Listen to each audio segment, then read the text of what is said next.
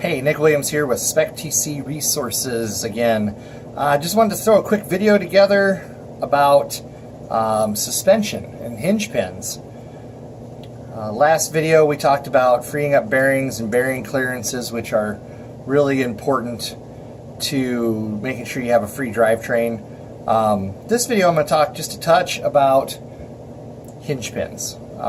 This is a very standard issue that I see with most cars, and that's when you put the hinge pin in, it just kind of fits tight, like you have to give it some force to move around. And I've seen some that are worse than this, I've seen some that are better, but you definitely don't want any of that going on unless for some reason you're driving a Schumacher or something like that, which uses ball bearings in the actual hinge pin blocks, in the arm holding blocks.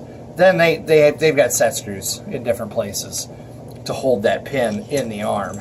But I would say on 90% of touring car builds, the hinge pin is supposed to move freely inside of this plastic arm.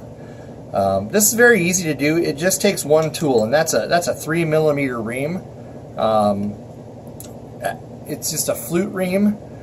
You can get these most any place that does RC stuff. They can either get it for you or they have them on hand.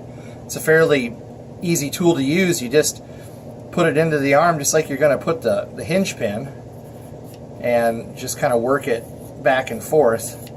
I usually twist mine as I'm working it through just to make sure that I get the reaming done nice and easily and squarely. But I usually run it back through both sides, and just like I did with the bearings, I make sure that there's no waste.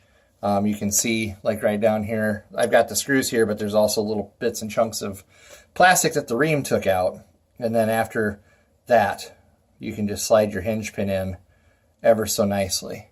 And that's the way they should fit. I always check for excessive wobble as well. You don't want to ream them out too far to where you get too much wobble. That'll just give you too much slop in the suspension. But that's really what you're looking for right there. And I ream, since I have this 3mm ream, I ream all the suspension holes that are 3mm, just to make sure that everything does fit nice and smooth. And the ream does a nice job of making sure everything's squared up too. So yeah, so pretty short video, but hope it was insightful and you got something out of it. Thanks.